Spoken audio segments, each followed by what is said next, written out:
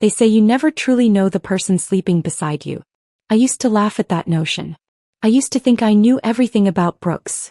Every scar, every secret, every shadow in his heart. But on that ordinary Tuesday afternoon when I walked through our front door 30 minutes earlier than usual, I learned the most terrifying truth of my life. The man I loved was a complete stranger. And the stranger he was talking to on the phone? She knew him better than I ever did. But here's what no one tells you about betrayal. It's never just one lie. It's 1,000 tiny deceits stacked on top of each other, building a tower so high you can't see the top. And when it finally falls, it buries you alive. I'm Cynthia Morrison. No, wait, I'm Cynthia Reed now. Or am I? After everything that happened, I don't even know if my marriage was real enough to claim his name. What I do know is this. The moment I heard my husband sobbing in our kitchen, whispering those 6 words into his phone, my entire world shattered into pieces so small I'll never find them all. I can't lie to her anymore. Those words changed everything. But not in the way you think. Nothing, and I mean nothing, could have prepared me for what came next. The office had been suffocating that day. My supervisor, Janet, had been breathing down my neck about the quarterly reports, and the fluorescent lights were giving me a migraine that felt like nails being hammered into my skull. At 2:30 p.m. I decided I'd had enough. I grabbed my purse, muttered something about a doctor's appointment and left. The autumn air hit my face as I stepped outside, crisp and clean, washing away the stale office atmosphere. October in Portland had always been my favorite time of year. The trees along our street were ablaze with colors, deep crimsons, burnt oranges, golden yellows. Brooks and I had moved into our little craftsman house 3 years ago, right after the wedding. It was our dream home with its blue-gray siding and white trim, the porch swing where we'd spent countless evenings planning our future. Our future. God, how naive I'd been. I pulled into the driveway at 2:47 p.m. I remember the exact time because I glanced at the dashboard clock, thinking how nice it would be to surprise Brooks. He worked from home as a software developer, usually holed up in his office until I got back around 6. We could have an early dinner, maybe watch a movie, reconnect the way we used to before life got so busy. The moment I opened the front door, I knew something was wrong. The house felt different. The air was thick, heavy with something I couldn't name. And then I heard it, a sound that made my blood turn cold. It was crying. Not quiet sniffling, but deep, wrenching sobs that seemed to tear themselves from someone's chest. Brooks. My husband was crying. I froze in the entryway, my keys still in my hand. Brooks didn't cry.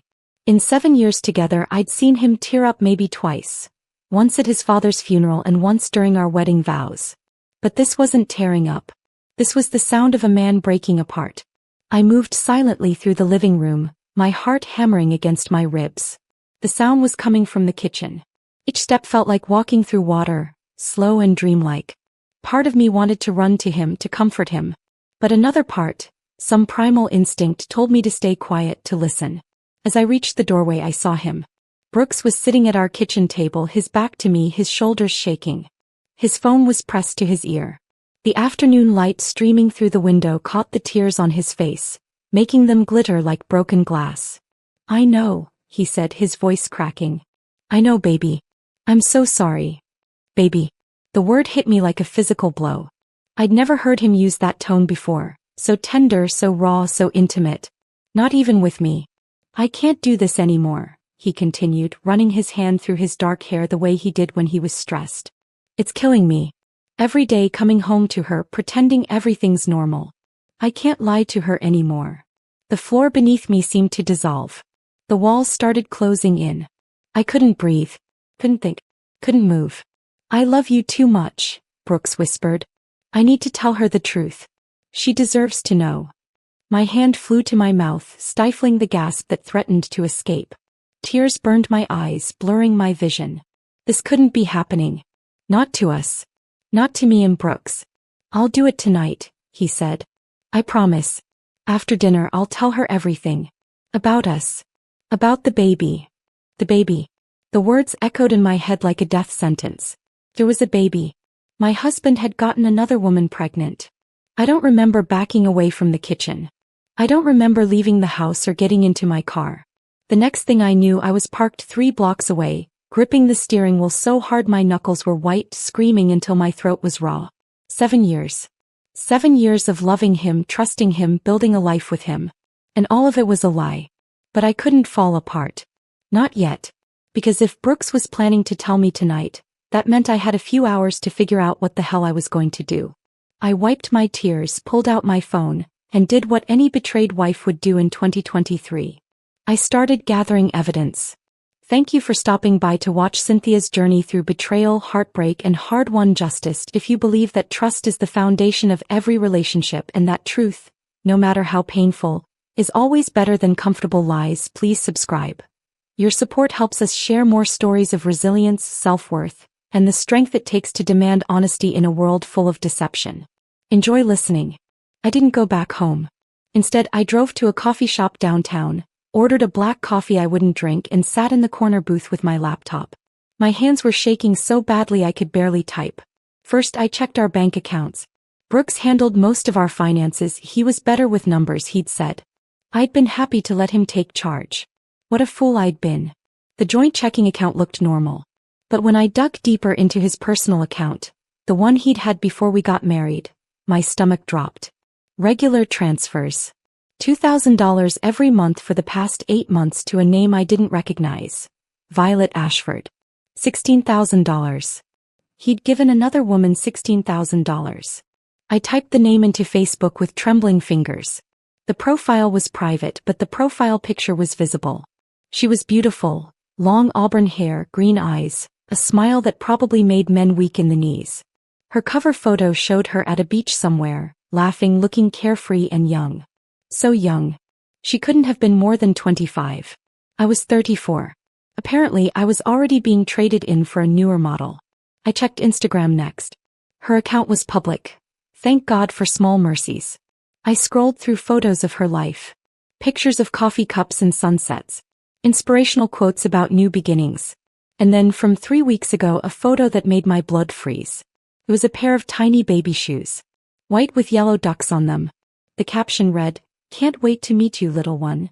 The comments were full of congratulations. Friends asking if she'd chosen a name yet, if she knew the gender when she was due. But nowhere did anyone mention the father. I kept scrolling, going back months. And that's when I saw it. A photo from 11 months ago. Violet at a restaurant I recognized, Giuseppe's, the Italian place Brooks and I loved. But she wasn't alone. The photo was cropped, but I could see part of a man's hand reaching across the table, holding hers. The watch on his wrist was distinctive. A vintage Omega with a leather strap. Brooks's watch. The one I'd given him for his birthday 2 years ago. I ran to the bathroom and vomited. When I came back, I forced myself to keep looking. I screenshotted everything. The photos, the comments, the timeline. I documented the money transfers. I even checked our credit cards and found receipts for places I'd never been, dinners for 2 I'd never eaten, hotel rooms I'd never slept in. Every piece of evidence was another knife in my heart. But I kept going. Because I needed to know. I needed to see the full picture of his betrayal before I decided how to burn his world to the ground. Then I found something that didn't make sense. Among Violet's Instagram photos was one from 6 months ago. She was with an older woman in what looked like a hospital room. The woman was thin, frail, with a scarf wrapped around her head. The caption read, "Staying strong for you, Mama. We'll beat this together." I clicked on the comments.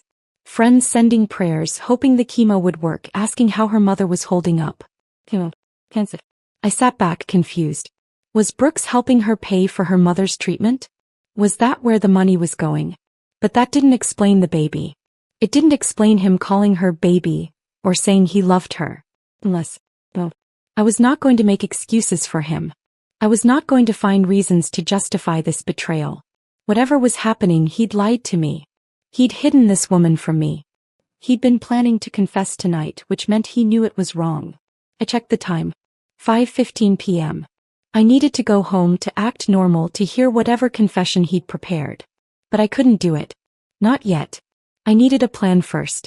I called the one person I knew would help me, no questions asked. Cynthia. My sister Emma's voice was warm and familiar. What's wrong? The moment I heard her concern, I broke. The whole story poured out of me in gasps and sobs. The crying, the phone call, the baby, the money, the other woman. Everything. That son of a bitch, Emma hissed. I'm coming over right now. No, I said, wiping my eyes. I need you to help me, but not like that. I need to be smart about this. I need to know everything before I confront him. What do you need? Can you watch his phone records? You still work for that telecom company, right? Emma was quiet for a moment. Cynthia, I could get fired for that. Please. I need to know who he's been talking to. How long this has been going on. Another pause. Then, give me his number. While Emma worked her magic, I drove around aimlessly trying to process everything. My mind kept replaying the scene in the kitchen. The way he'd sounded so broken, so desperate. The way he'd said he couldn't lie anymore. Part of me, the stupid still in love part, wondered if maybe there was an explanation. Maybe Violet was just a friend. Maybe the baby wasn't his. Maybe I'd misunderstood everything. But I hadn't misunderstood. I love you. I hadn't misunderstood. I can't lie to her anymore. My phone rang. Emma. You're not going to like this, she said. Tell me. He's been calling and texting her number every day for the past 10 months. Multiple times a day. Sometimes for hours. 10 months. While I was working late, while I was planning our anniversary dinner, while I was talking about maybe starting to try for a baby of our own, he was already making one with someone else. There's more, Emma continued. There's another number he calls frequently. A Dr. Rebecca Wu. I looked her up. She's an oncologist at Oregon Health. That confirmed it. Violet's mother was sick. But why was Brooks calling her doctor? When's his next call scheduled with her? I asked. Tomorrow. 10 a.m. An idea began to form in my mind. A terrible, risky, potentially brilliant idea. Emma, I need you to do something else for me. I pulled into the driveway at 6:30 p.m., my usual time. I'd reapplied my makeup, fixed my hair, practiced my normal smile in the rearview mirror. I needed to act like everything was fine. Like I didn't know my marriage was ending. Brooks met me at the door, and the guilt on his face almost broke my resolve. His eyes were red-rimmed, his smile forced. Hey, sweetheart, he said, kissing my cheek. The same way he'd done 1,000 times before. But now it felt like a lie. Everything felt like a lie. Hey, I replied, keeping my voice steady. You okay? You look tired. Just a long day. Work stuff. Another lie. How many had there been? We made dinner together like we always did. Brooks chopped vegetables while I seasoned the chicken. We talked about my day, about Janet, and the quarterly reports about the weather. Normal conversation. Comfortable. Familiar. And completely hollow. I watched him during dinner, really looked at him. Brooks was handsome, I'd always thought so. Tall, lean, with kind brown eyes and a smile that crinkled at the corners. He'd been my best friend before he became my husband. We'd met at a tech conference where I was working the registration desk. He'd made a joke about my name tag being upside down, and I'd laughed, and somehow that had led to coffee, then dinner, then 7 years of my life. Had any of it been real? Cynthia, he said suddenly, setting down his fork. We need to talk. Here it was. The confession. I steeled myself. There's something I need to tell you, he continued, his voice shaking. Something I should have told you a long time ago. I looked at him, waiting. Part of me wanted to scream at him, to throw my wine in his face, to demand answers. But I stayed silent. He took a deep breath. I've been helping someone. A woman. Her name is Violet. A woman, I repeated flatly. It's not, God, this is going to sound so bad. He ran his hand through his hair. She's young, 26, and she's pregnant, and her mother is dying of cancer, and she has no one else. And you thought you'd step in and play hero? He flinched at the bitterness in my voice. I know how it looks. Do you? Because it looks like you've been having an affair. Looks like you got another woman pregnant. It looks like you've been lying to me for months. What? No. Cynthia, no, it's not like that at all. Then what is it like, Brooks? Explain it to me. Explain why you're sending her thousands of dollars. Explain why you're calling her baby, and telling her you love her. Explain the baby. His face went pale. How do you? I came home early today, I said, my voice cold. I heard you on the phone. I heard everything. Brooks stood up so fast his chair fell backward. Cynthia, please let me explain. The baby. Is it yours? No. God, no. I would never cheat on you. Then whose is it? He looked at me with such anguish that for a moment, I almost believed him. Almost. Wine, he whispered. I stood up, my legs shaking. You just said. Not mine like that. Mine like. Cynthia, Violet is my daughter. The world stopped spinning. You're what? My daughter. From before I met you. I didn't know about her until 10 months ago. Her mother, a woman I dated briefly when I was 22, she never told me. She raised Violet alone. And now she's dying and Violet found me and she's pregnant and scared Anne. I sat down heavily. My mind was racing, trying to recalibrate everything I'd thought I knew. You have a daughter, I said slowly. Yes. And you didn't tell me. I know. I'm so sorry. I didn't know how. At first I wasn't even sure if it was true. So I got a paternity test and when it came back positive I was in shock. And then I met her and she told me about her mom, about the pregnancy, and it was all so overwhelming. I wanted to tell you but I didn't know how. So you just sent her money? Met with her behind my back? Lied to me for 10 months. I was trying to help her. She's my daughter, Cynthia. She needed me. And what about me? Did you think about what I needed? Did you think about how I'd feel being shut out of this huge part of your life? Tears were streaming down his face now. I was scared. Scared you'd be angry, scared you'd leave, scared everything would fall apart. But keeping it secret was worse. That's why I decided to tell you tonight. I can't keep lying. I stared at him, trying to process this. He had a daughter. Not a mistress. A daughter. Everything I'd thought was wrong. The affair, the betrayal, it was all a misunderstanding. Except it wasn't. Because even if he hadn't cheated, he'd still lied. He'd still hidden this from me. He'd still chosen to face this alone instead of trusting me with the truth. I need to see her, I said. What? Violet. I need to meet her. Tomorrow. Brooks looked uncertain. Are you sure? Maybe we should talk more first, process this. Tomorrow, Brooks. Set it up. I didn't sleep that night. I lay in bed next to Brooks, listening to his breathing, my mind spinning with questions. He had a daughter. A 26-year-old daughter who was about to make him a grandfather. Make us grandparents. The thought was surreal. We'd been trying to figure out if we wanted kids of our own, and now suddenly there was this fully grown adult with a baby on the way. But something still felt off. Why had he sounded so tender on the phone? Why had he said, I love you, in that specific way? You could love your daughter, sure, but the way he'd said it. At 3 a.m. I got up and went to the spare room where I'd hidden my laptop. I looked at Violet's Instagram again, studying every photo with new eyes. If she was Brooks's daughter, why weren't there any pictures of them together? Why hadn't she mentioned him at all? I went back through her posts looking for any clue. And then I found something I'd missed before. A post from 9 months ago, right when she would have contacted Brooks. It was a photo of a letter. The caption read, "Sometimes the truth changes everything." The letter itself was partially visible in the photo. I zoomed in, squinting at the handwriting. Your father's name is Brooks Reed. He never knew about you. I'm sorry I kept this from you for so long, but I thought it was best. Now that I'm sick, you deserve to know where you came from. He was a good man, Violet. I hope he still is. It was signed Mom.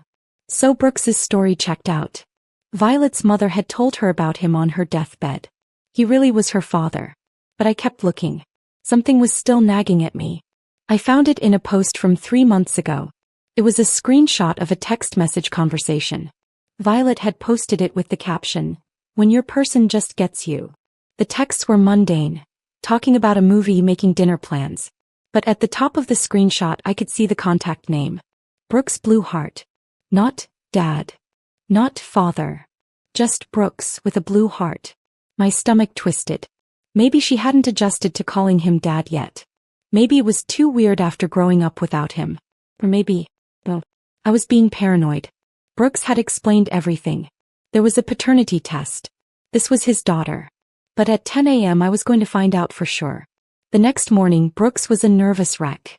He changed his shirt 3 times, rehearsed what he was going to say, kept asking if I was sure I wanted to do this. I'm sure, I told him. We were supposed to meet Violet at a cafe near the hospital where her mother was being treated. At 9:45 we got in the car. Brooks was silent during the drive, his knuckles white on the steering wheel. Whatever happens, I said quietly, we get through this together. Okay. He looked at me with such relief and love that I felt guilty for doubting him. Okay, he whispered. But I had one more card to play. Emma was already at the hospital, posing as a pharmaceutical rep, ready to accidentally run into Dr. Wu and ask a few casual questions about her patient. We arrived at the cafe at 10:02, and there she was. Violet Ashford was even more beautiful in person. She was sitting at a corner table, one hand resting on her very pregnant belly, her auburn hair catching the morning light. When she saw Brooks, her face lit up with a smile that made my blood run cold. Because I knew that smile. I'd given Brooks that same smile 1,000 times. That wasn't the smile of a daughter seeing her father. That was the smile of a woman in love. Brooks didn't seem to notice. He walked over to her and she stood up, carefully supporting her belly, and hugged him. The embrace lasted a few seconds too long. "Violet," Brooks said, pulling back. "This is my wife, Cynthia." Violet's smile dimmed slightly as she looked at me. "It's nice to finally meet you," she said, extending her hand. I shook it, studying her face. "Likewise." We sat down. An awkward silence fell over the table. "So," I said, deciding to just dive in. "Brooks told me everything. This must be a lot for you too." Violet looked at Brooks, then back at me. "It has been. Finding out about all of this. But I'm grateful. Brooks has been amazing through everything." "I'm sorry about your mother," I continued. "How is she doing?" "Not well," Violet said softly.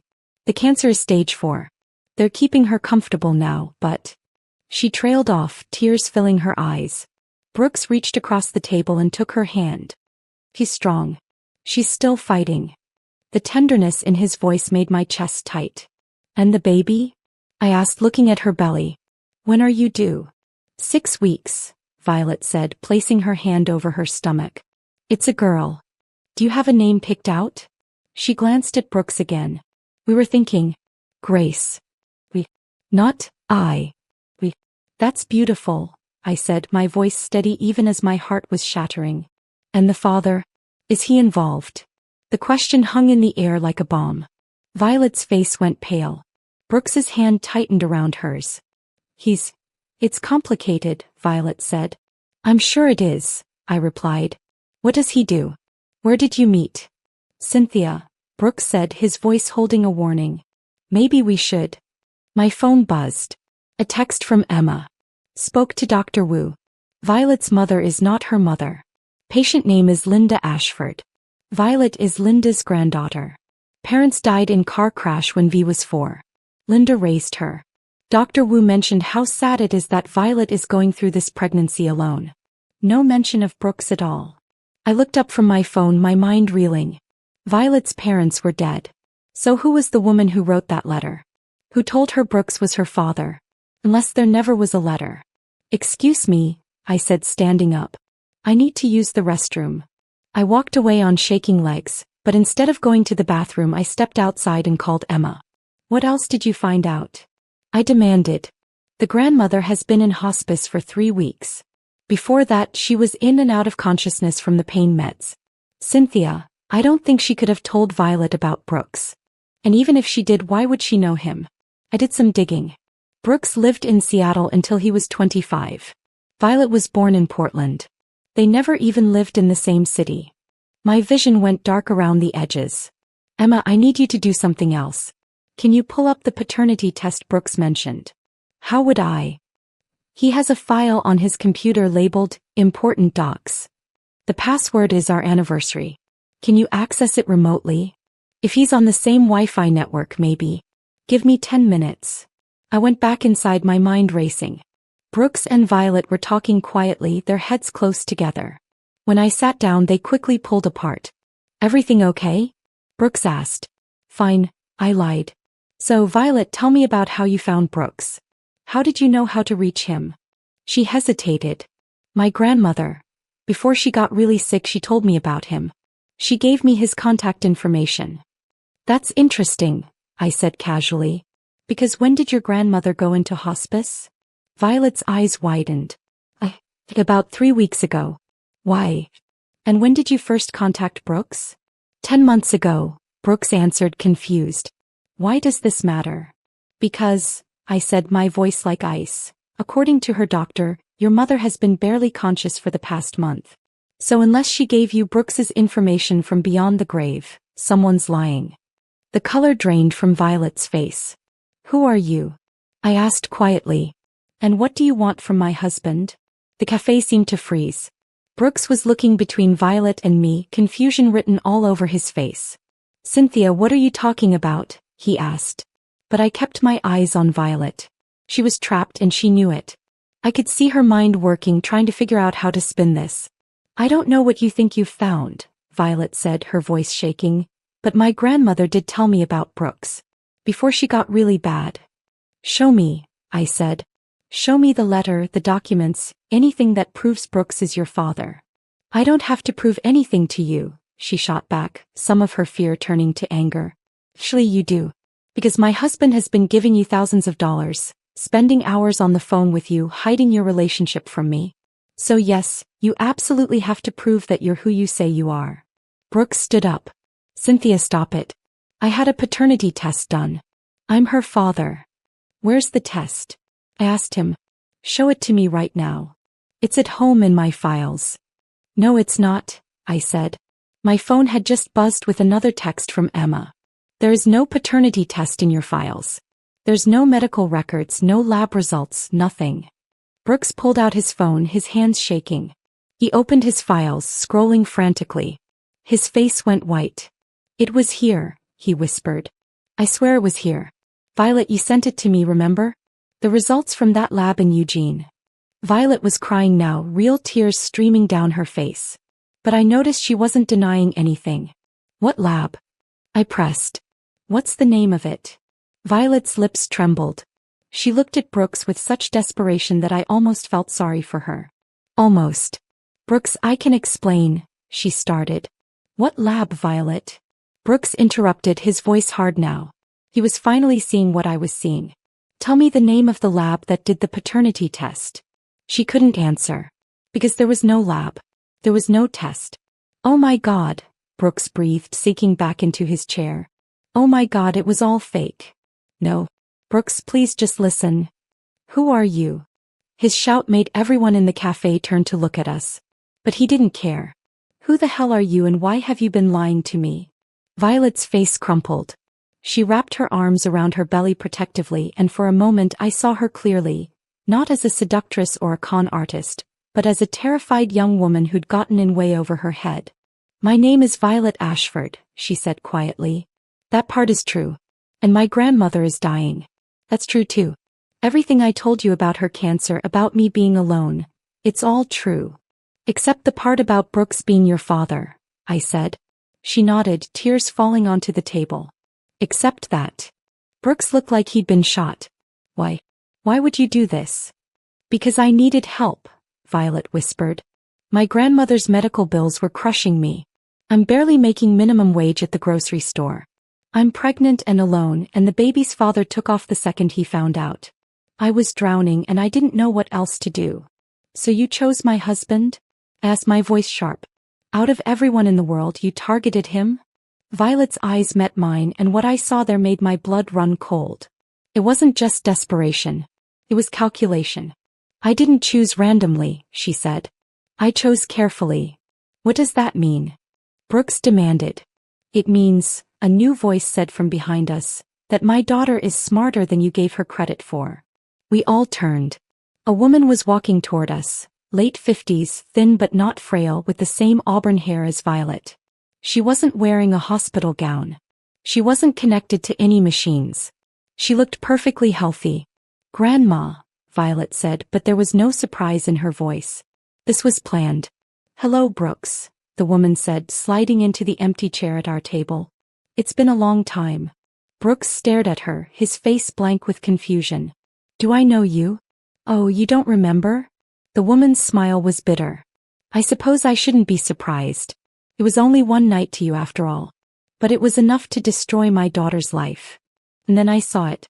In the shape of her eyes, the curve of her mouth. This woman looked like Brooks. Not a lot, but enough. Linda, Brooks breathed, the name coming to him like a ghost from the past. Linda Ashford. Actually, it's Linda Reed, she corrected. Or it was for about 3 years. I was married to your brother. The world tilted sideways. What? Brooks and I said in unison. Your brother, Tyler Reed, Linda continued, her voice dripping with venom. We got married when I was 22 and he was 25.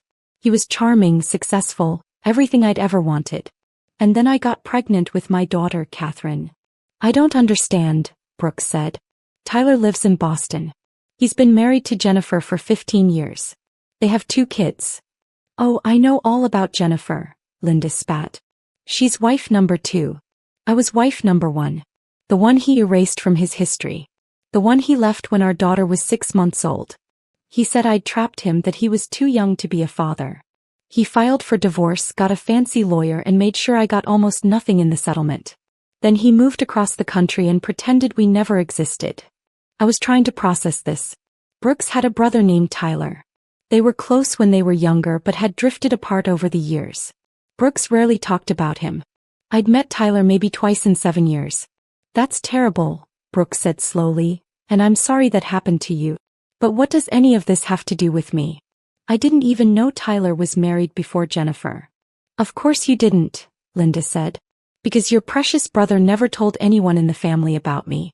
He was ashamed of us. But I never forgot. And when my daughter Catherine died in that car accident 4 years ago, leaving Violet orphaned at 22, I made a promise to myself. The Reed family was going to pay for what they took from us.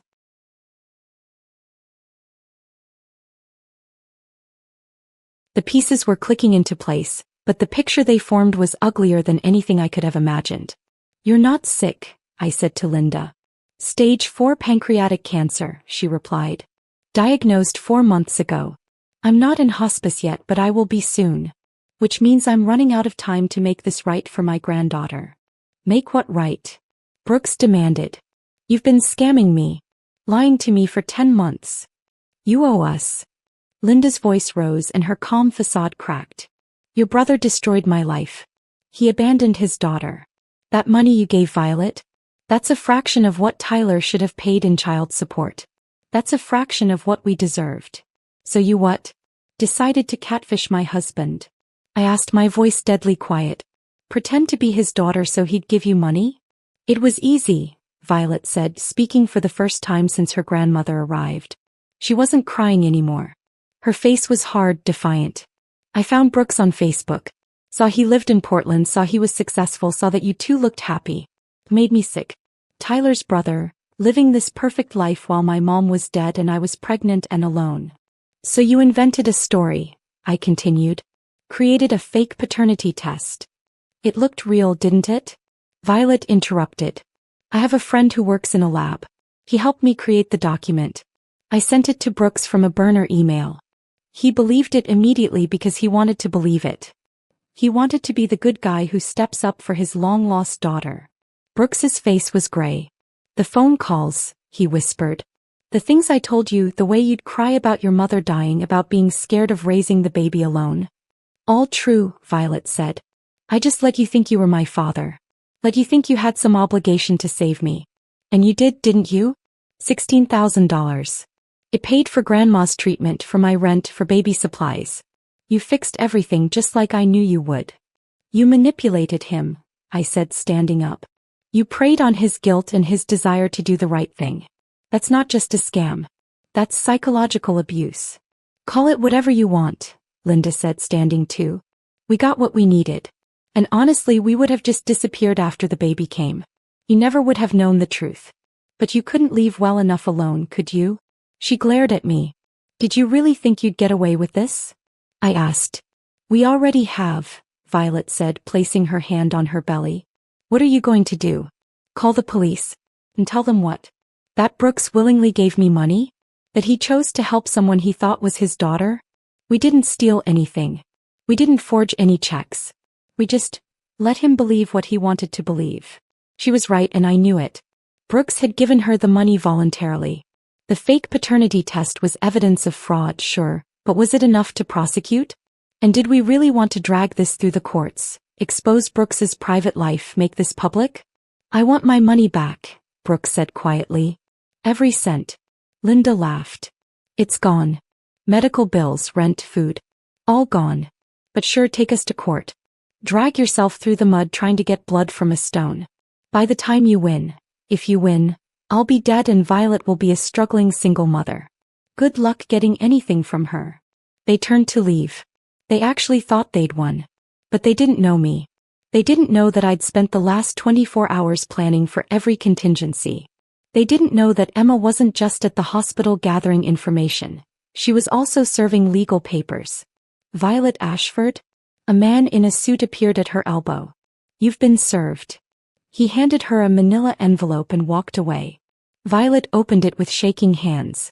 Her face went white as she read. What is this? She whispered. That, I said, is a lawsuit. Not for fraud. Not for the money. But for parental fraud.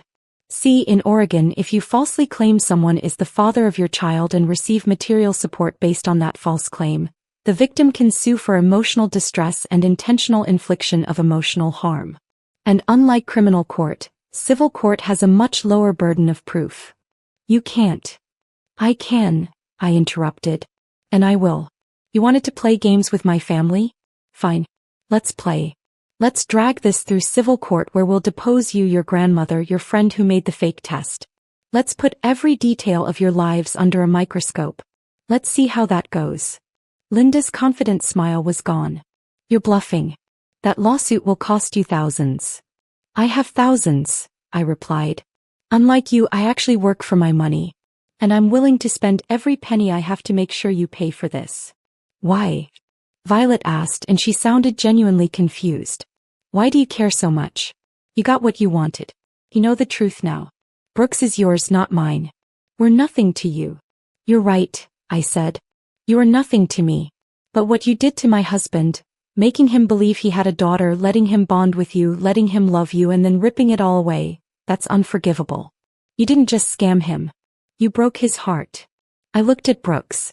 He was sitting with his head in his hands and I could see his shoulders shaking. He was crying again. But this time I knew why. He'd loved Violet. In just 10 months he'd genuinely come to love this woman he thought was his daughter. He'd imagined a future with her in it, with a granddaughter to spoil and a relationship to build. And it was all a lie. You're monsters, I told them. And I'm going to make sure everyone knows it.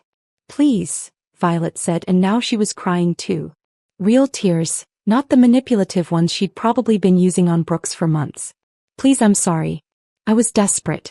I never meant to hurt him this badly. But you did, I said. And now you're going to pay for it. We left the cafe in silence. Brooks didn't speak during the drive home. He didn't speak when we got inside. He just went to our bedroom and closed the door. I wanted to comfort him. To hold him and tell him everything would be okay. But I was furious. Not at him, at them. At Violet and Linda and everyone who thought they could destroy someone's life without consequences. I called Emma. Did you see it go down? I asked. I was watching from across the street, she confirmed. That was brutal. How's Brooks? Broken. Emma, I need your help with something else. I need to know everything about Linda and Violet Ashford. Bank records, employment history, social media, everything. Cynthia, this is starting to feel like stalking. It's not stalking. It's due diligence for our lawsuit. We need evidence that this was premeditated fraud.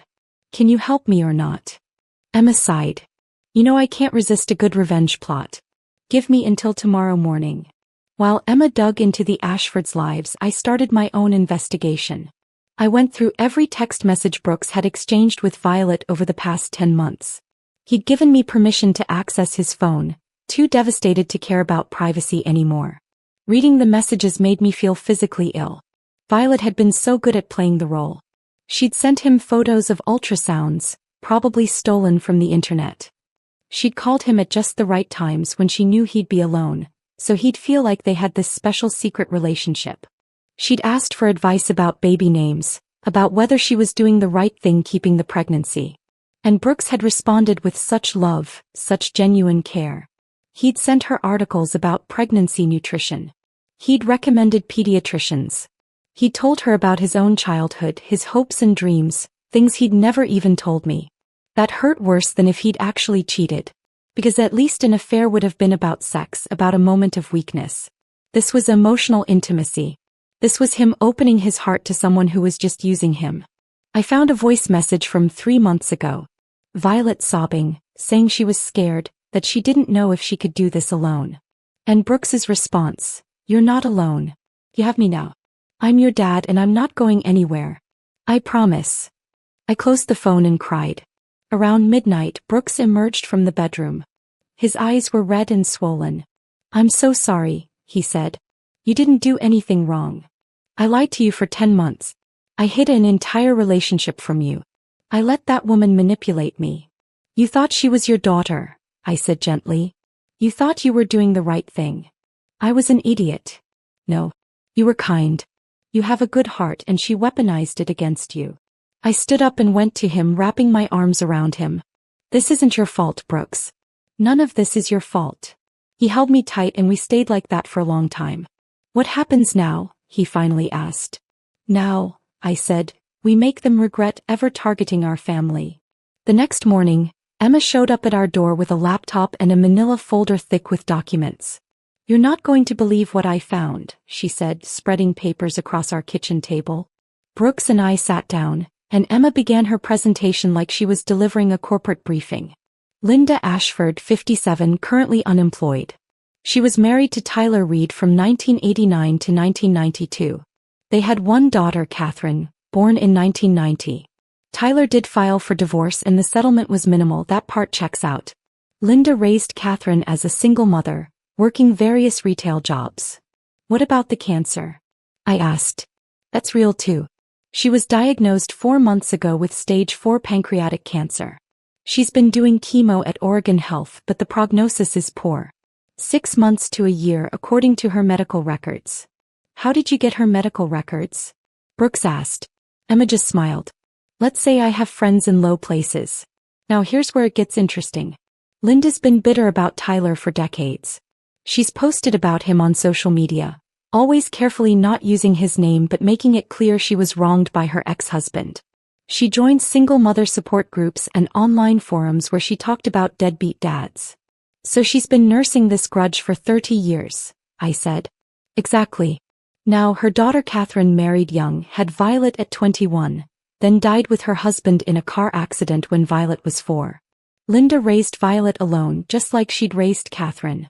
And Violet grew up hearing stories about the evil Reed family that abandoned them. So this was always about revenge, Brooks said quietly. Wait, it gets better, Emma continued. 6 months ago, right before Linda's cancer diagnosis, Violet got pregnant. The father is a guy named Justin Cole, 28, works in construction. They'd been dating for about a year. When Violet told him she was pregnant, he broke up with her and moved to California. So Violet really was alone and desperate, I said. Right.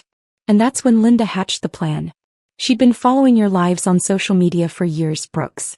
She knew where you worked, where you lived, that you were married.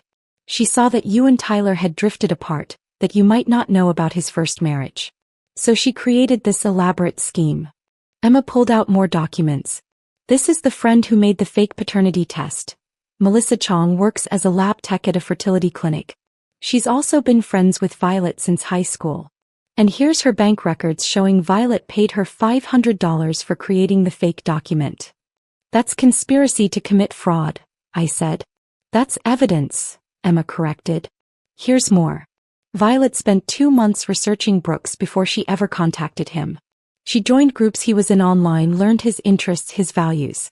She crafted her whole persona to be exactly the kind of daughter he'd want. Brooks looked sick. How did she even contact me the first time? Emma pulled up a screenshot. Facebook message. She said she was his daughter from a relationship he probably didn't remember. She included a photo of her mother, Catherine, and said she'd just found out before her grandmother got sick. She sounded scared and vulnerable and desperately in need of a father figure. And I fell for it, Brooks whispered. Anyone would have, I assured him. She did her homework. She knew exactly what buttons to push. There's more, Emma said. Linda has been telling everyone she knows about the plan. She posted in a private Facebook group for cancer patients about how she was making things right before she died. She didn't use names, but she talked about getting justice for her daughter and granddaughter. Can we use that? I asked. Absolutely. It shows premeditation. This wasn't a desperate act in the moment. This was calculated, planned revenge. What about the $16,000? Brooks asked. Can we prove what they spent it on? Emma nodded. Most of it went to medical bills like they said. But about $4,000 went to non-essential purchases. New furniture for Violet's apartment, a vacation to the coast, expensive baby items. Not exactly life or death stuff. So they were living it up on Brooks's guilt money, I said, my anger rising again. Basically. Oh, and here's the kicker. Emma pulled out one more document with a flourish. I found Linda's will. She had it updated 2 months ago. Want to know what it says? We both leaned in. She's leaving everything to Violet, obviously. But there's a note in the will that says, and I quote, I hope the Reed family's money helps you raise this baby the way their family should have helped raise you and your mother. May they rot in hell for what they did to us. She put that in her will? Brooks looked stunned. Apparently she wanted to make sure her bitterness outlived her, Emma said dryly. I sat back processing all of this. We had evidence. We had motive. We had a clear pattern of fraud and manipulation. But something was still bothering me. Emma, what happened to Tyler's daughter? Catherine, you said she died in a car accident, but what about her relationship with Tyler? Did he ever try to contact her? Emma's face darkened. That's the truly sad part. I found court records from when Catherine was 16. He tried to contact Tyler, wanted to meet him. Linda had to approve it since Catherine was a minor. Tyler refused to meet her. He sent a letter through his lawyer saying he'd signed away his parental rights years ago and had no interest in a relationship. Oh God, I breathed. Catherine was devastated, according to some old blog posts Linda made. She went into a depression, started therapy. The rejection really messed her up. And 2 years later she was dead. So Linda blames Tyler not just for abandoning her, but for contributing to Catherine's emotional problems, I said. And by extension she blames the entire Reed family, Emma concluded. In her mind, if Tyler had been a father to Catherine, maybe Catherine would have been more stable, made better choices, not ended up dead at 34. It's not logical, but grief and anger rarely are. Brooks stood up abruptly and walked to the window, his back to us. Brooks. I said softly. Tyler is a piece of shit, he said, his voice rough. I always knew he was selfish and cold, but this? He abandoned a child. His own daughter. And when she reached out to him, he rejected her again. He turned to face us and I saw tears in his eyes. Linda is right to hate him. I hate him. That doesn't make what she did to you okay, I said firmly. I know. But I understand it now. She couldn't get revenge on Tyler, so she went after me. The brother who didn't stop him, who didn't even know about Catherine, who lived his happy life while her family suffered. You can't take on Tyler's sins, I told him. But I can make them right, Brooks said, and I saw something shift in his eyes. Determination replacing the heartbreak. I can do what Tyler should have done. What do you mean? I mean, I want to drop the lawsuit. What? No. I stood up. Brooks, they scammed you. They broke your heart. They deserve to face consequences. They do, he agreed. But Violet is still pregnant. Linda is still dying. Making them pay won't change what Tyler did to them. It'll just add more suffering to an already tragic story. So you're just going to let them get away with it? I couldn't believe what I was hearing. No. I'm going to offer them a deal. I thought Brooks had lost his mind. After everything Violet and Linda had done, he wanted to help them. But as he explained his plan, I started to see the genius in it, and the revenge. We're going to visit them, Brooks said. At Linda's house. And we're going to make them an offer they can't refuse. The next day, we showed up at Linda's small rental house in a rundown part of Portland. The yard was overgrown, the paint was peeling, and I could see why they'd been so desperate for money. Violet answered the door, her eyes wary. What do you want? To talk, Brooks said calmly. No lawyers, no recording devices. Just a conversation. She didn't want to let us in, but Linda called from inside. Let them in, Violet. Let's hear what they have to say. The interior of the house was clean but sparse. Worn furniture, outdated appliances, the kind of place where people lived paycheck to paycheck. Linda was sitting in a recliner, a blanket over her legs despite the warm day. She looked thinner than she had at the cafe, more fragile.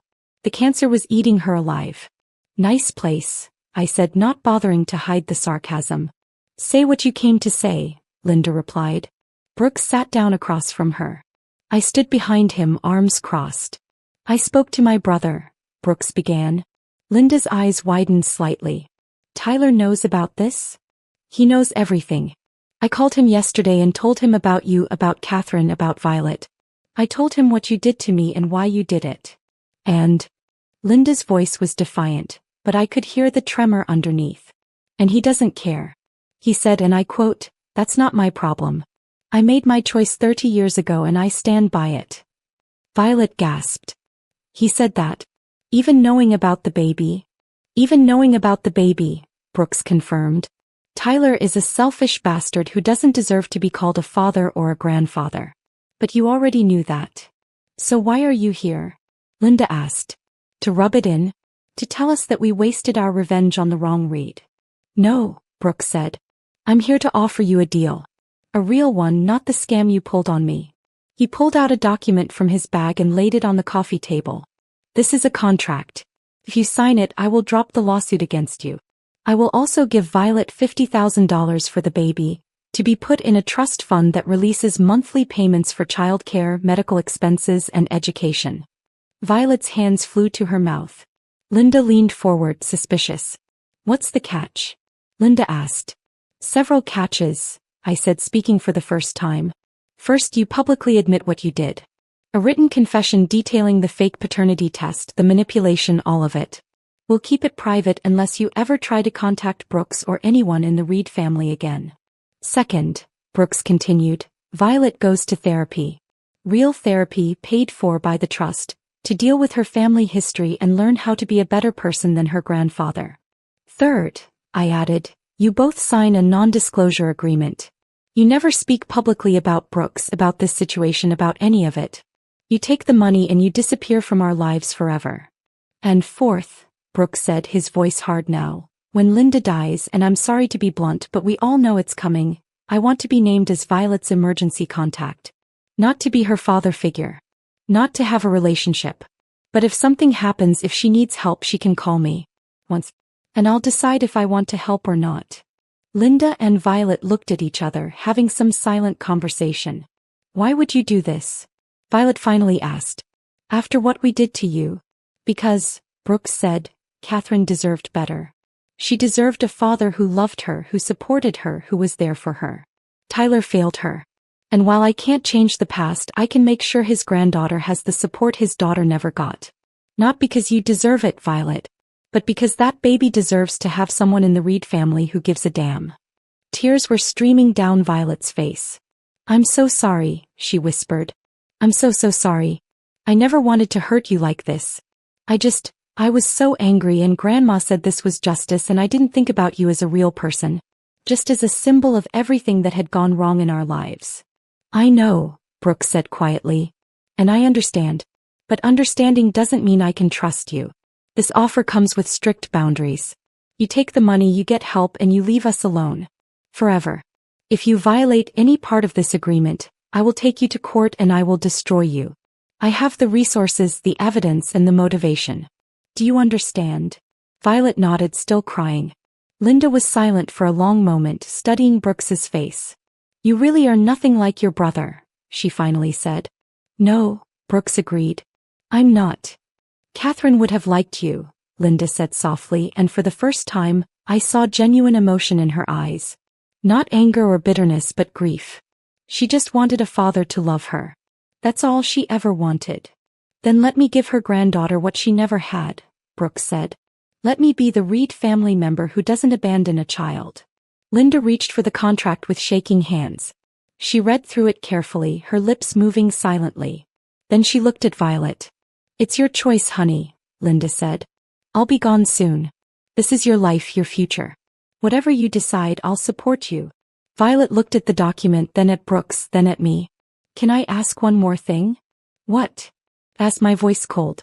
Can I know why you're really doing this? Because I don't believe it's just charity. You're angry. I can see it.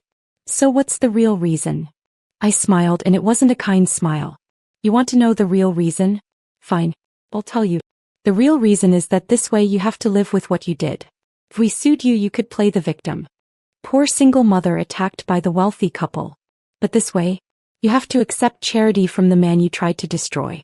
Every month, when that trust payment comes through, you'll remember that you earned that money by breaking a good man's heart. Every time your daughter asks where the money came from, you'll have to live with the lie. You wanted to make Brooks pay for his brother's sins? Well, now you'll spend the rest of your life paying for your own. Violet flinched like I'd slapped her. And the best part? I continued, leaning in close. Every single person in your life will think Brooks is a saint for helping you. They'll never know the truth. You'll never be able to tell your side of the story, never be able to justify what you did. You'll just have to smile and say thank you and live with the guilt. That's the real revenge. Not destroying you, reforming you. Making you into a decent person despite yourself. Linda started laughing. It was a dry, rattling sound. You're vicious, she said to me. I like you. I don't care if you like me, I replied. I care that you sign that contract and get out of our lives. Linda picked up the pen. Where do I sign? 2 hours later, we left the house with signed contracts, written confessions, and the knowledge that we'd won. Not through cruelty or revenge, but through something more powerful. Strategic kindness that would haunt them forever. In the car, Brooks was quiet. Are you okay? I asked. I don't know, he admitted. Part of me feels good about doing the right thing for that baby. But part of me still feels so angry and hurt. That's normal. They did hurt you. Badly. I really thought I had a daughter, he said, his voice breaking. For 10 months I believed it. I let myself love her. And it was all fake. Not all of it, I said gently. Your love was real. Your desire to be a good father was real. Violet and Linda may have been lying, but your feelings were genuine. That matters. Does it? Because it still feels like I was an idiot. You were trusting. There's a difference. I took his hand. And we're going to get through this together. You, me. The real family. He squeezed my hand. I don't deserve you. Yes, you do. And you're going to spend the rest of our lives proving it. He smiled, the first genuine smile I'd seen from him in days. Deal. 3 weeks passed. Brooks threw himself into work, trying to move past the betrayal. I watched him carefully, looking for signs that he was falling into depression, but he seemed to be processing it healthily. We started couples therapy to work through the trust issues and communication problems that had allowed this to happen in the first place. Then on a rainy Thursday afternoon, my phone rang. Unknown number. Hello. Cynthia. The voice was weak, strained. It's Violet. My body tensed. What do you want? You're violating the contract by calling me. I know. Please just listen. It's my grandmother. She's dying. Like right now. And she's asking for Brooks. I almost hung up. Almost told her to deal with it herself. But something in her voice stopped me. Why does she want to see him? I asked. I don't know. Please. She doesn't have much time. I know we don't deserve any more kindness from you, but she's my grandmother and this is her dying wish. I looked across the room at Brooks, who was working on his laptop. Did I really want to put him through more pain? Did Linda deserve to see him before she died? But this wasn't about what Linda deserved. It was about who Brooks was. And he was the kind of man who would regret not answering a dying woman's call. We'll be there in 30 minutes, I said. Brooks looked up in surprise when I told him. She wants to see me? Why? I don't know. But you'll regret it if you don't go. He considered for a moment, then nodded. You're right. Let's go. We drove to Oregon Health in silence. The hospice ward was quiet, peaceful in that eerie way hospitals are when people are actively dying. Violet met us in the hallway. She looked exhausted, her pregnant belly even bigger than before. Thank you for coming, she said quietly. She's in room 304. He's not very coherent. The pain medication is pretty strong. But she keeps asking for Brooks. Brooks squared his shoulders and walked into the room. I followed, staying near the door. Linda looked nothing like the woman we'd seen 3 weeks ago. She was skeletal, her skin gray, her breathing labored. But when she saw Brooks, her eyes focused. You came, she rasped. I came, Brooks confirmed, sitting in the chair next to her bed. Needed to tell you. Linda struggled for breath. Fronted. It's okay, Brooks said gently. You don't have to. Let me finish, she interrupted with surprising strength. Catherine wanted a father like you. Researched Tyler. Found you, saw you were a good man. She wanted to contact you. To ask if you'd be her father. instead of him. Brooks went very still. What? Before she died. She found you on internet. Wrote you letter. Never sent it. Too scared. I found it in her things after the accident. Linda's shaking hand reached for the bedside table.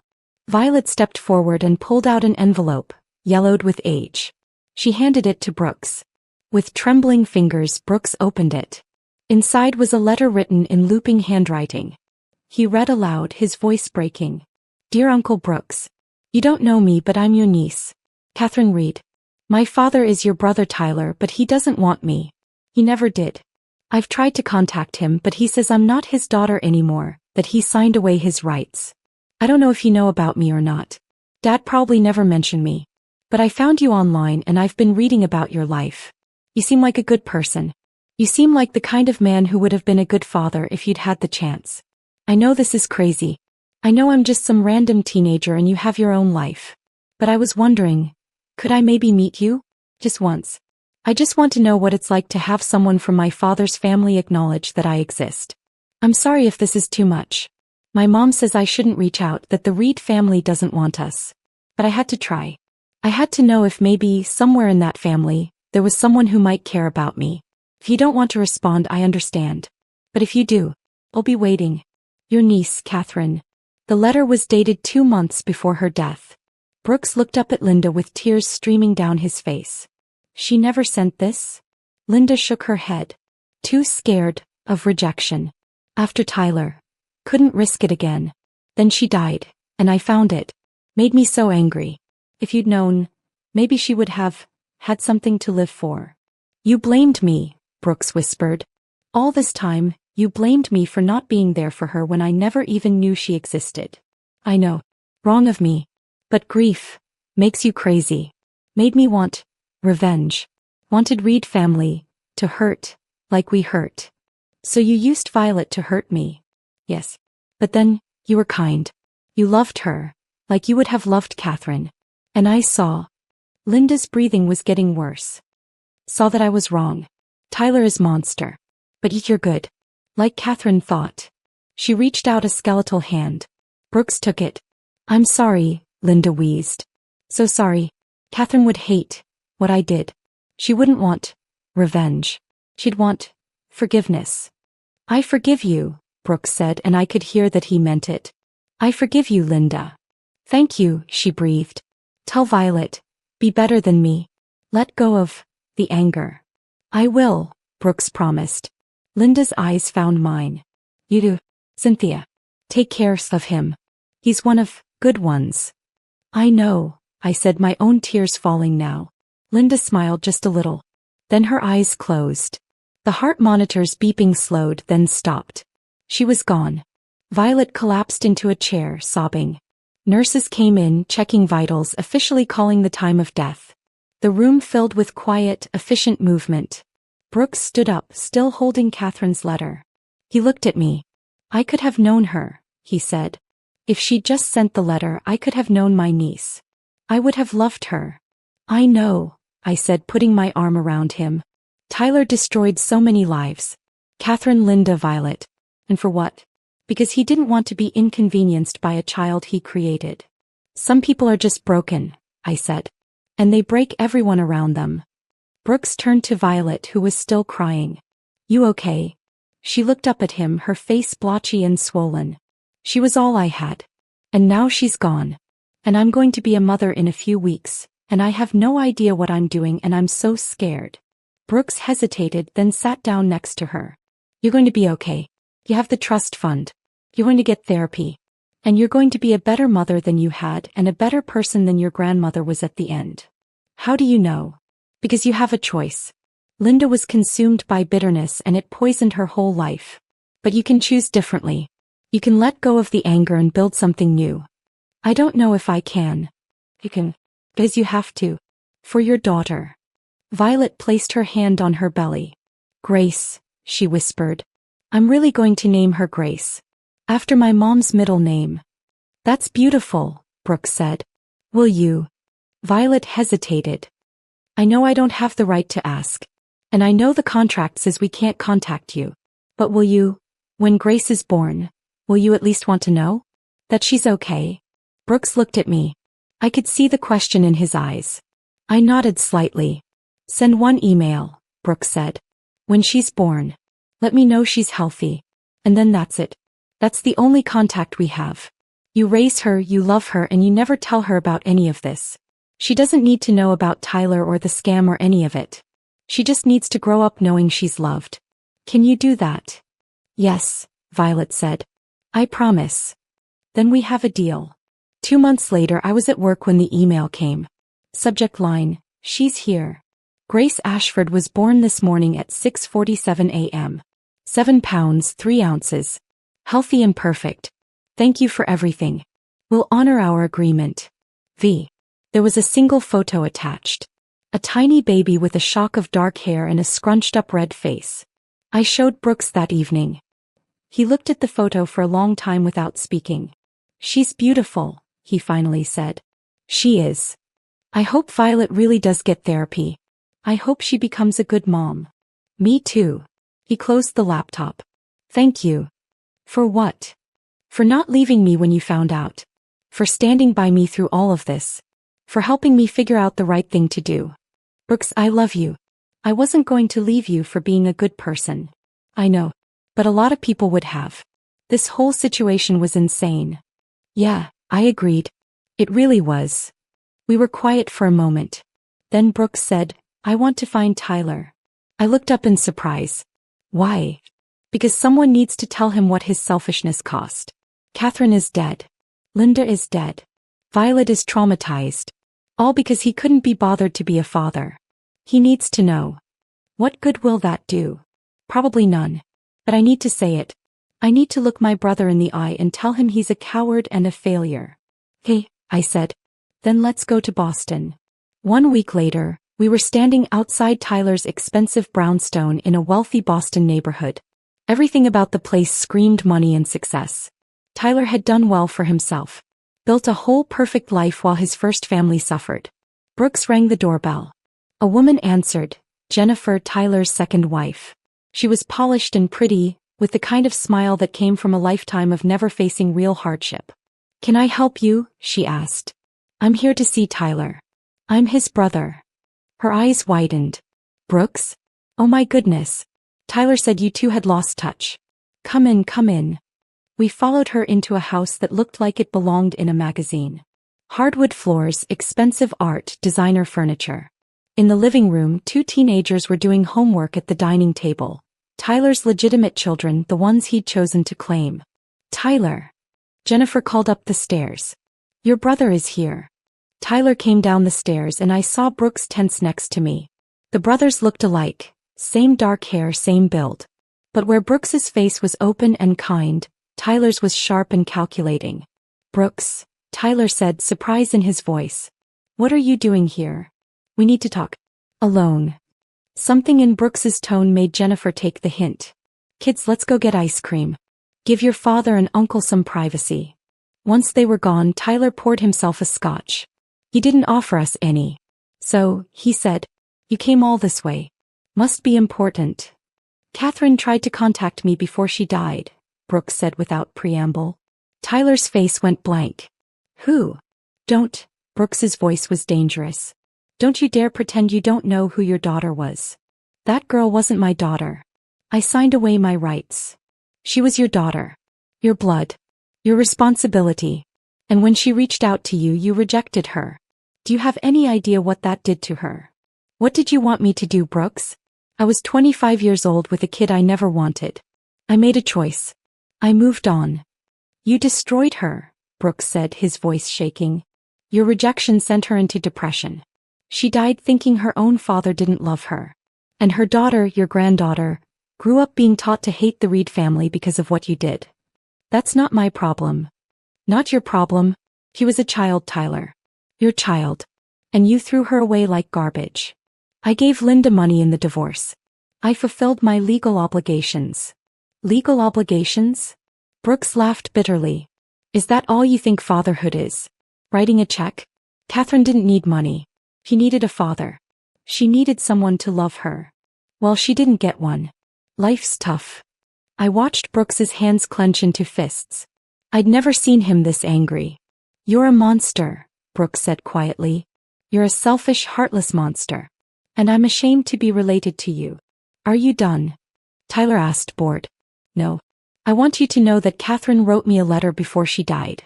She wanted to know if I would be the father you refused to be. And I never got that letter.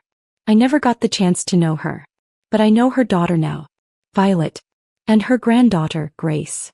And I'm going to make sure that little girl knows at least one Reed who isn't a complete piece of shit. Tyler's face hardened.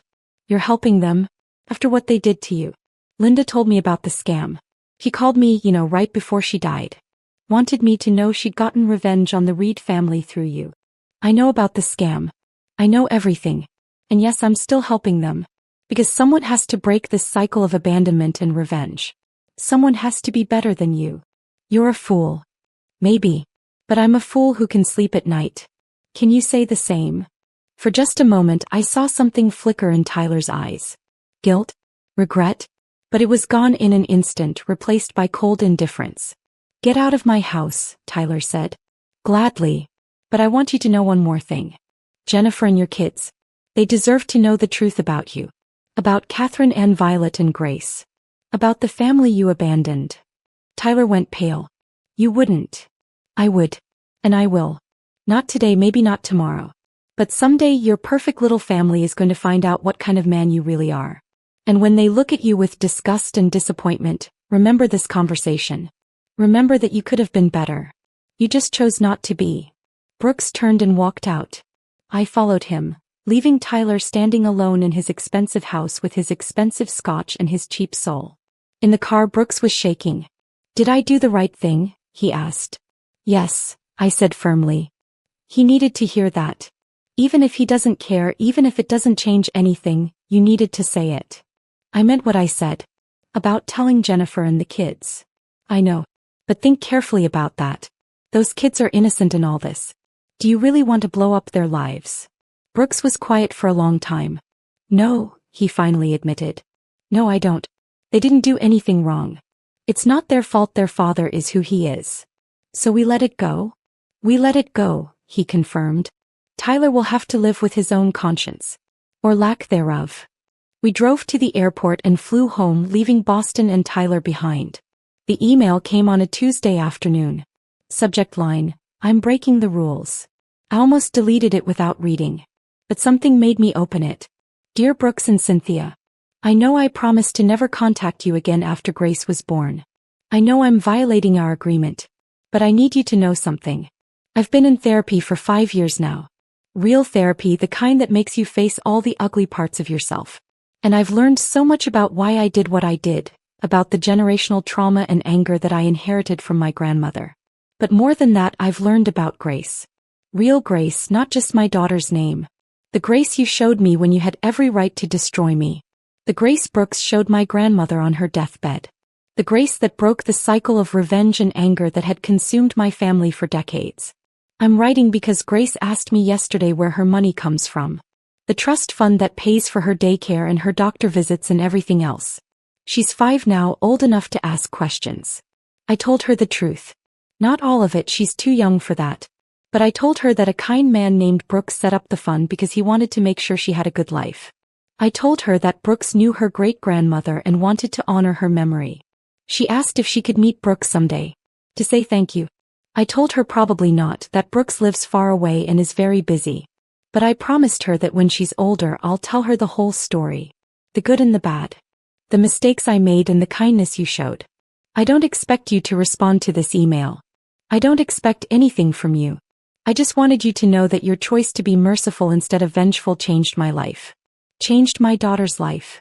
Changed our entire family's legacy. Grace is happy. She's healthy. She's kind and funny and smart. She's everything my mother and grandmother never got to be because they were too consumed by bitterness. And that's because of you. Thank you. For everything. For giving me the chance to be better. For giving Grace a chance at a life without the poison of generational anger. I hope you're both well. I hope you're happy. You deserve every happiness in the world. With gratitude and respect, Violet. Attached were 3 photos. Grace at her 5th birthday party blowing out candles. Grace on her first day of kindergarten, missing her 2 front teeth. Grace at a park, laughing on a swing set, her dark hair flying behind her. She had Tyler's eyes. Brooks's eyes. I showed Brooks the email that evening. He read it twice, studying the photos for a long time. "She looks happy," he finally said. "She does. Do you think Violet really changed? Or is this another manipulation?"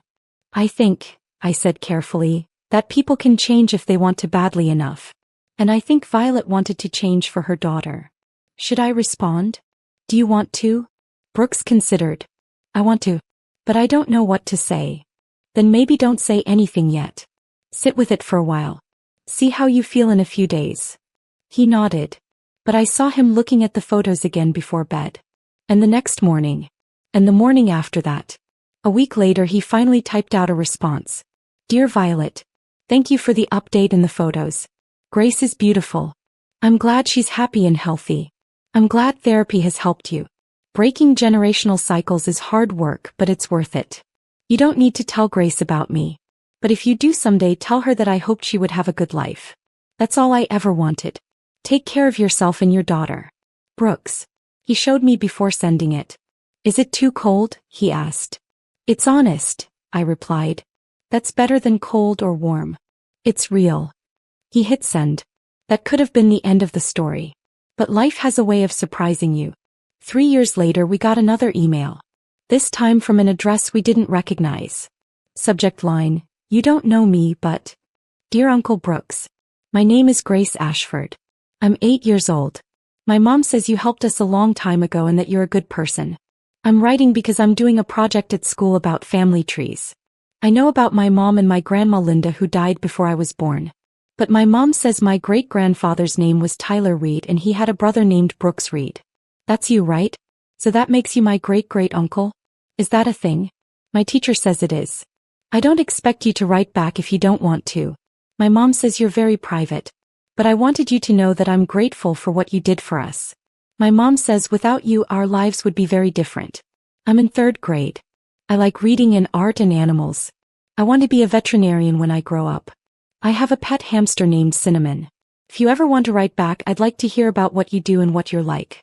But if you don't, I understand. Thank you for helping my mom and me. Your great-great-niece Grace." The email was clearly written by a child. Simple, honest, with a photo attached of a little girl holding a hamster. Brooks stared at the screen for a long time. "What are you thinking?" I asked. "I'm thinking," he said slowly, "that I told Tyler someday his perfect family would find out the truth. But maybe this is better. Maybe instead of destroying Tyler's family, I get to know this one. The family he threw away. You want to respond? Is that crazy? After everything that happened." I thought about it. About Violet's manipulation and Linda's revenge and all the pain that had been caused. But I also thought about Grace, an innocent child who just wanted to know where she came from. "I don't think it's crazy," I said. "I think it's human. You have a chance to know your niece even if the relationship is complicated. That's worth something." Brooks nodded slowly. Then he started typing. "Dear Grace. Yes, I'm your great-great-uncle. You're right, that's a real thing.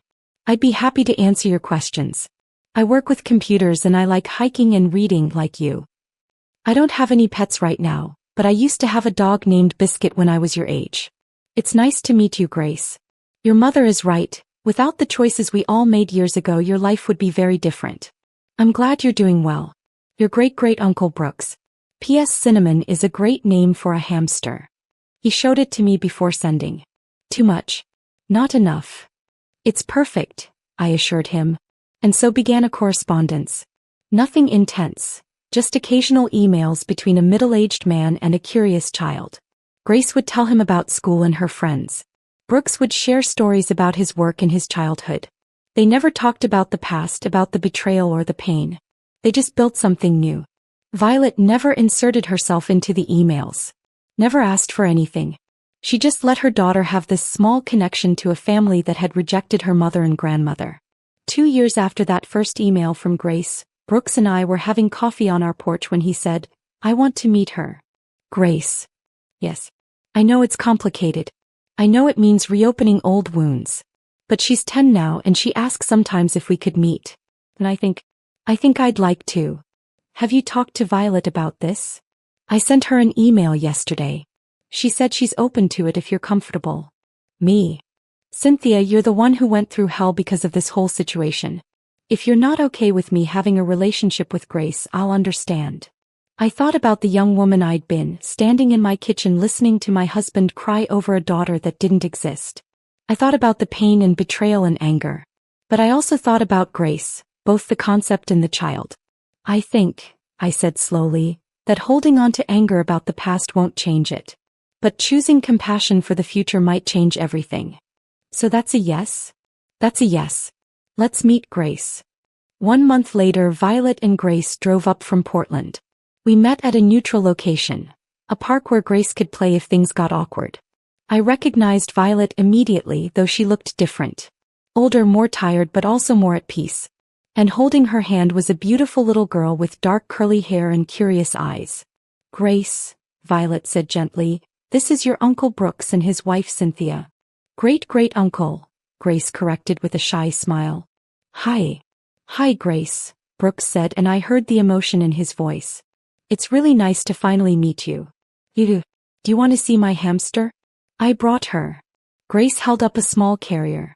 I'd love to, Brooks said. As Brooks and Grace walked toward a bench to look at the hamster, Violet and I stood in awkward silence. Thank you, she finally said. For this. For giving her this chance. She's a sweet kid, I replied neutrally. She is. And she's that way because of the choices you and Brooks made. If you'd destroyed me back then, if you'd taken everything, I don't know who I would have become. Who she would have become. You did the work, Violet. You chose to be better. Because you gave me the opportunity to choose. That's more than I deserved. We watched as Brooks showed Grace something on his phone, both of them laughing. Grace's laugh was bright and free, unburdened by the weight of the past. I'm truly sorry, Violet said quietly, for everything I did. Every lie, every manipulation. I was so angry at the world and I took it out on the wrong person. Brooks didn't deserve what I put him through. Neither did you. No, I agreed. We didn't. Can you ever forgive me? I looked at her, really looked at her. This wasn't the desperate, angry young woman who'd scammed my husband. This was a mother trying to build a better life for her child. Trying to break the cycle. I already have, I said, and realized it was true. I forgave you a long time ago. Holding on to anger was only hurting me. Violet's eyes filled with tears. Thank you. But Violet, if you ever lie to him again, if you ever try to manipulate him or use Grace to get something from him, I will end you. Do you understand? She nodded. I understand. And I won't. I promise. We spent 2 hours at the park. Grace showed us her drawings and told us about school. Brooks told her stories about her family history. The good parts, leaving out Tyler entirely. They made plans to exchange emails more frequently, maybe video chat sometimes. When it was time to go, Grace hugged Brooks tightly. Thank you for meeting me, she said. And for helping my mom and me. You're the best great-great-uncle ever. You're the best great-great-niece ever, Brooks replied, his voice thick. As we watched them drive away, Brooks took my hand. I never thought this would be how the story ended, he said. With a relationship with the child of the woman who scammed me. Life is weird like that, I agreed. Do you think we did the right thing? Letting her into our lives. I think, I said, that we chose love over hate, grace over revenge. And that's always the right thing. Brooks pulled me close. I love you. Thank you for going on this crazy journey with me. Always, I promised. And standing there in the parking lot, watching the sunset paint the sky in shades of gold and crimson, I realized that sometimes the best revenge isn't revenge at all. Sometimes it's choosing to build something beautiful out of the ashes of betrayal. Sometimes it's choosing grace,